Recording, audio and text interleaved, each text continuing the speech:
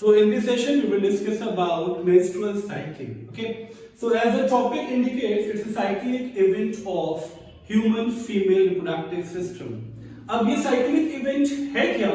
इस cyclic event को मैं बहुत short एक summarized form में पहले आपको समझाने की कोशिश करूंगा, फिर हम लोग चलेंगे इस टॉपिक को डिटेल में समझने के लिए.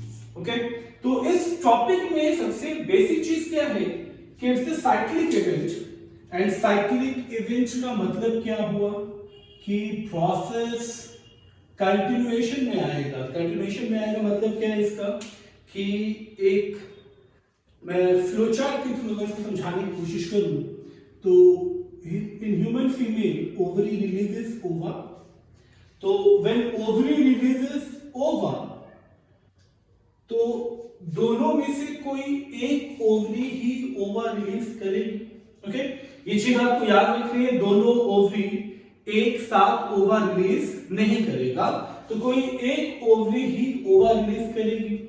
तो व्हेन ओवरी रिलीजेस ओवा, दिस ओवा वेट्स इन फैलोपियन ट्यूब, मतलब ये फैलोपियन ट्यूब में जाके वेट करेगा for 1 to 2 days. If sperm is not reaching there, अगर sperm नहीं पहुंचता है या कॉपुलेशन नहीं हुआ है तो ये अंडरस्टूड है, pregnancy is not expected, fertilization नहीं होगा, and finally that ova reaches to uterus. अब यूटेरस में जाके क्या होगा, ये इम्प्लांट होगा, यानी ये फिक्स्ड होगा एंडोमेट्रियम पे. Endometrium means the inner lining of uterus. ये चीज मैं ऑलरेडी आपको बता चुका हूं. ये जो इनर कवरिंग आप देख रहे हो दिस इज एंडोमेट्रियम. ओके, ये जो कवरिंग आप देख रहे हो इनर मोस्ट ये एंडोमेट्रियम है. तो यूट्रस पे जाने के बाद ये एंडोमेट्रियम रेस्ट्रिक्ट होगा, देन एंडोमेट्रियम रप्चर होगा for the removal of unfertilised egg. तो रप्चरिंग के बाद रिमूवल होगा अनफर्टिलाइज्ड एग का, removal of unfertilised egg, and again after the removal ovary again prepare itself for the release of next ova. बात समझ में आ गई आपको, यानी menstrual cycle में when the ovary releases ova, जब ovary ओवा को रिलीज करेगी तो ये ओवा फैलोपियन ट्यूब में आके वेट करेगा. इसको डायग्रामेटिक व्यू से समझेंगे हम लोग. तो इस ओवरी से ओवा रिलीज होने के बाद फैलोपियन ट्यूब पे 1 to 2 days वेट करेगा. फैलोपियन ट्यूब से ये यूट्रस पे आएगा. यूट्रस में आने के बाद ये इस इनर मोस्ट लेयर पे यानी एंडोमेट्रियम पे जाके इम्प्लांट होगा.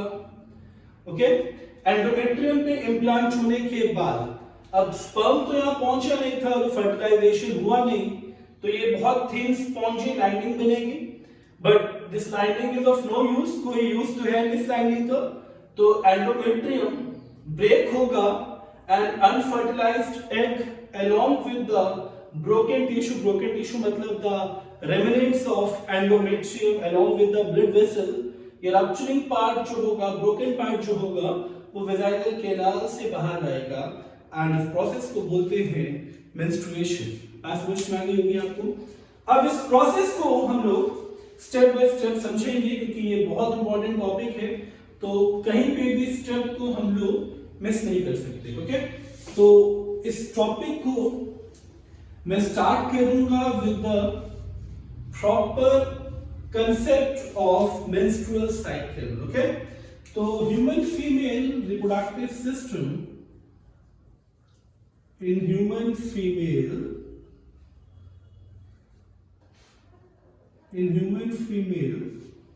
ठीक है, through the reproductive phase का मतलब क्या होगा, after attaining puberty and up to the last menstruation. So through the reproductive phase, so throughout the reproductive phase आप लोग मेंशन करोगे. Throughout the reproductive phase, female produces ova, female produces ova during more or less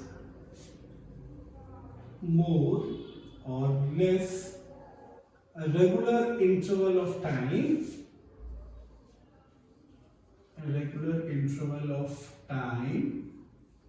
by the process of ovulation,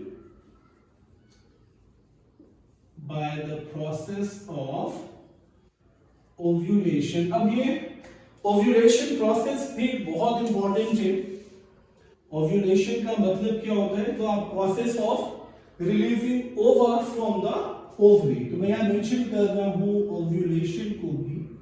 ovulation का मतलब हो गया the process by which removal of ova from the ovaries. Okay, removal of ova from the ovaries. अब देखिए इस first paragraph में बहुत सी चीजें आपको समझ में आ गई होंगी कि अगर ओवरी ओवा रिलीज करेगा bye the process of ovulation, तो ये बात तो आप लोग जानते हो ना कि ओवरी प्राइमरी सेक्स ऑर्गन है। तो अगर प्राइमरी सेक्स ऑर्गन अपने कंपोनेंट्स को रिलीज कर रहा है तो सेकेंडरी सेक्स ऑर्गन भी अपने आप को प्रिपेयर करेगा ना टू रिसीव द ओवा, चाहे वो फर्टिलाइज्ड फॉर्म में हो चाहे वो अनफर्टिलाइज्ड फॉर्म में हो। तो ये चीज तो क्लियर है ना कि जब ओवरी रिलीज करेगी ova by the process of ovulation, तो secondary sex organ also prepares itself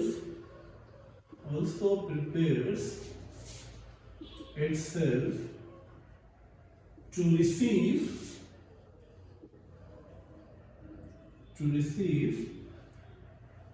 egg और ओवा, चाहे वो फर्टिलाइज्ड हो या अनफर्टिलाइज्ड हो। ओके, अब सेकेंडरी सेक्स ऑर्गन भी अपने आप को प्रिपेयर कर रहे हैं या जैसे ओवा रिलीज हुआ ये कर चुका है, तो होगा क्या कि ये ओवा जो है ओवा ओवरी से रिलीज होने के बाद फिलोपियन ट्यूब में आएगा।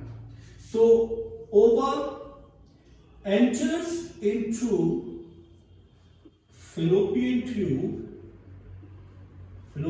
में एंटर करेगा and waits here for 1 to 2 days। इससे ज्यादा ओवा वहां वेट नहीं करेगा। एंड अब क्या होगा? अब ओवा यहां वेट कर रहा है, फिलोपियन ट्यूब पे वेट कर रहा है ना, बट स्पर्म तो यहां पहुंचा नहीं क्योंकि फर्टिलाइजेशन तो हो नहीं रहा, पॉपुलेशन हुआ नहीं है। तो होगा क्या? Sperm is not reaching there, if sperm is not reaching there, pregnancy is not expected, pregnancy expected नहीं होगा, pregnancy होगा ही नहीं, pregnancy is not expected। okay, अब क्या होगा? then this ova reaches to uterus and sticks to endometrium as a thin spongy lining. So this ova from fallopian tube reaches uterus में पहुंचेगा, okay, and sticks to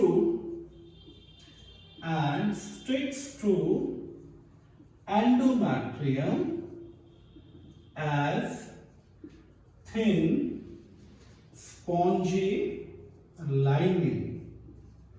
तो as thin spongy lining ये uterus पे जाके endometrium पे stick हो जाएगा। But after some time this lining is of no use, कोई यूज तो है नहीं इस लाइनिंग का। तो after some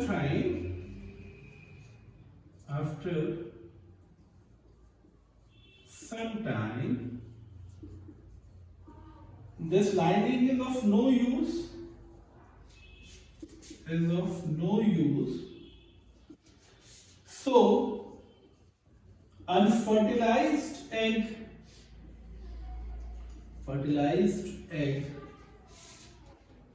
breaks along with endometrium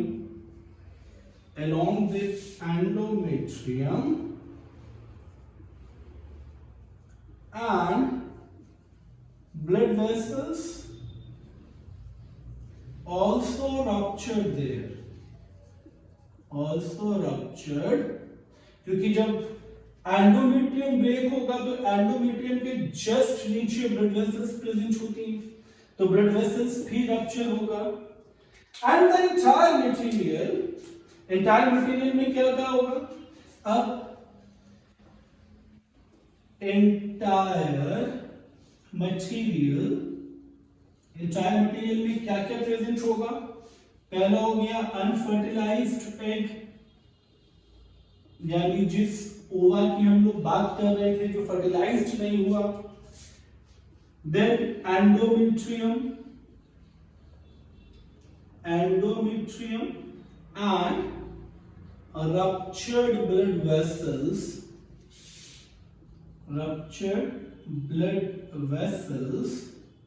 they discharge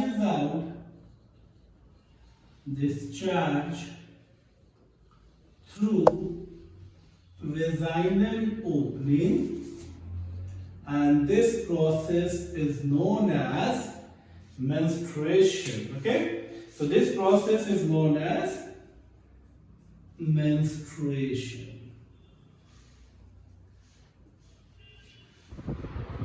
तो पुबर्टी अटेन करने के बाद जो फर्स्ट मेंस्ट्रुएशन होता है in human female, that menstruation is known as menarche. Okay, so after attaining puberty,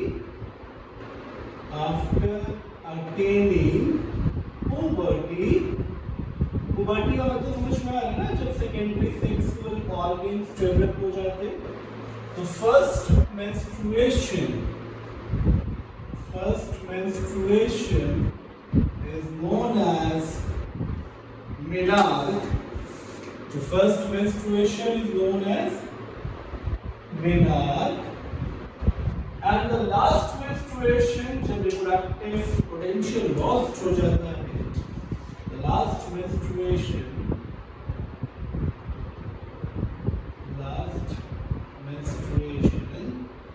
is known as menopause. Okay, ये terms बहुत important है, एग्जामिनेशन में पूछा जाता है, तो प्लीज इस पे फोकस करिए. First menstruation menarche and the last menstruation menopause. Okay, एक तो ये पॉइंट इंपॉर्टेंट है. अब इस पूरे साइक्लिक इवेंट में एक चीज का आपको बहुत अच्छे से ध्यान रखना है, that the entire menstrual cycle is of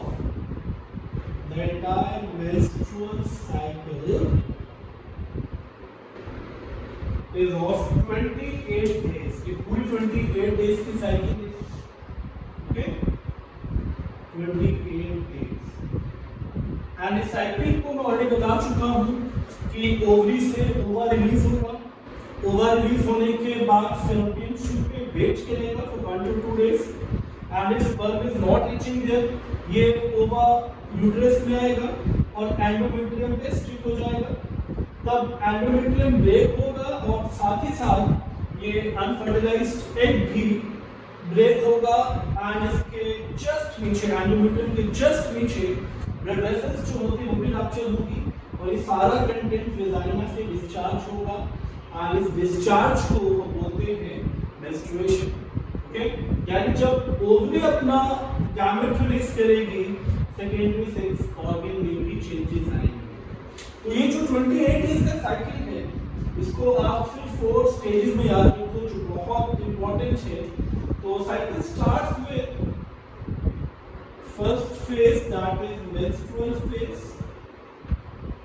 and menstrual phase का मतलब ही हो गया the discharge of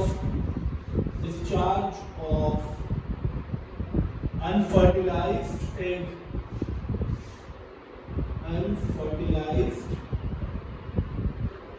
discharge of unfertilized endometrium मतलब blocking tissue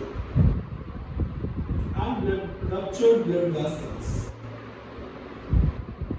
Ruptured blood vessels. Okay, ये सारी चीजें discharge होंगी and this phase lasts for about 3 to 5 days. यानी इस menstrual phase का जो maximum duration होगा वो 3 to 5 days. Clear? Suppose किसी को आज menstruation start होता है तो next 3 to 4 या 5 days तक ये process चलता रहेगा, मतलब vaginal discharge चलता रहेगा. Just menstrual phase के बाद जो second phase है वो proliferative phase.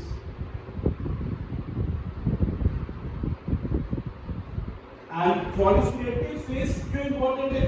क्योंकि proliferation का मतलब होता है multiplication. And ये multiplication क्यों important है? Proliferation is equal to multiplication.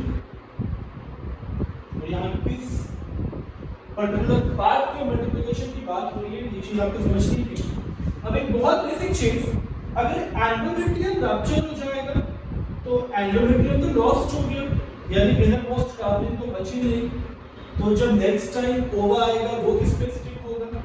यानी अगर फर्टिलाइजेशन होगा तब इम्प्लांटेशन किस पे होगा? इसका मतलब एंडोमेट्रियम दोबारा जनरेट होगा, एंड जनरेट यानी रीजनरेट होगा. एंड रीजनरेट के लिए इंपॉर्टेंस क्या है? प्रीवियस सेल्स, जो सेल्स वहां बचे हैं उनका मल्टीप्लिकेशन, क्योंकि मल्टीप्लिकेशन के बाद क्या होगा? न्यू सेल्स ऐड होंगे and that new cells differentiates into new layer endometrium. Okay, तो proliferation means multiplication, and multiplication में एक चीज आपको समझ में आ रही होगी कि it is mainly characterized by regeneration of endometrium.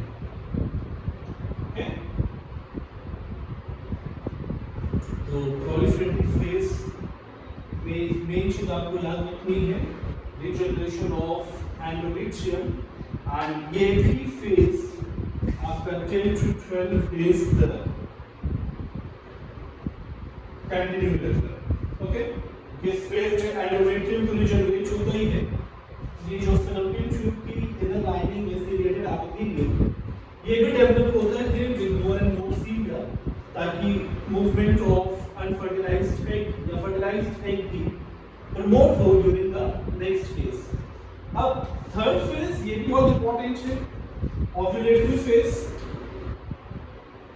तो ओव्यूलेटरी फेज का मतलब समझ में आ गया होगा आपको. अब जो नेक्स्ट ओवा रिलीज होगा फॉर द नेक्स्ट मेंस्ट्रुएशन, तो that phase is known as ovulatory phase.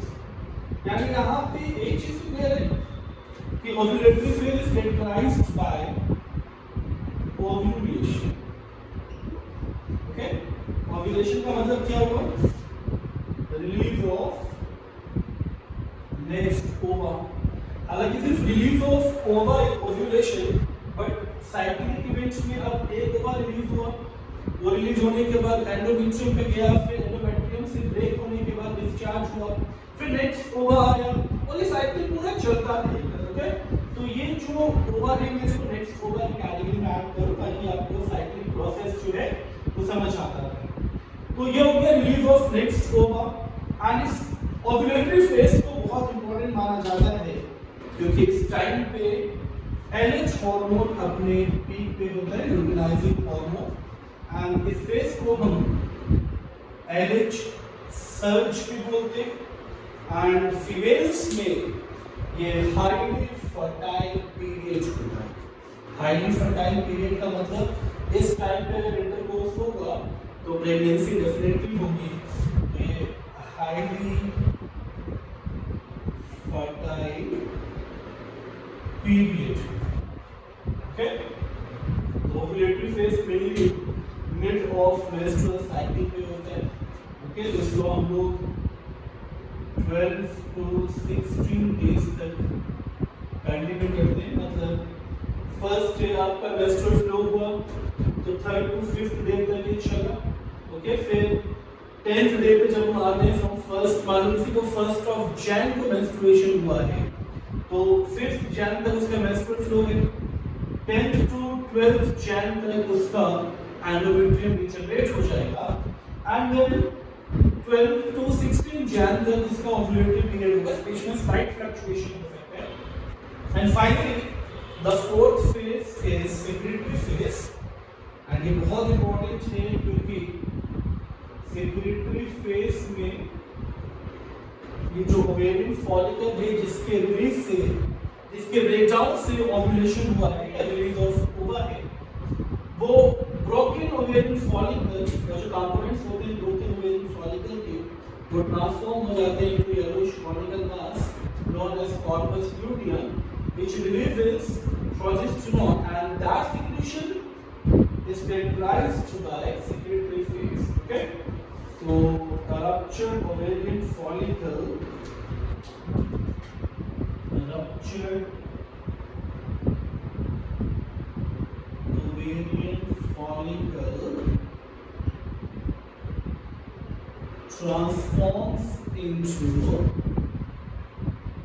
transforms into yellowish conical mass,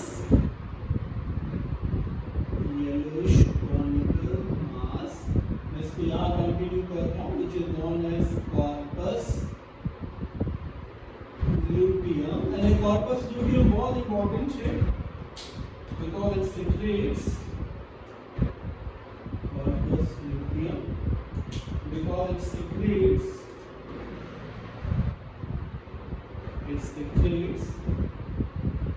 progesterone and that progesterone again develops the secondary sexual organs, means again ये fallopian tube को develop करेगा with more cilia, endometrium को बिल्कुल thicken कर देगा for the anticipation of pregnancy and ये सारे changes under the influence of progesterone होंगे.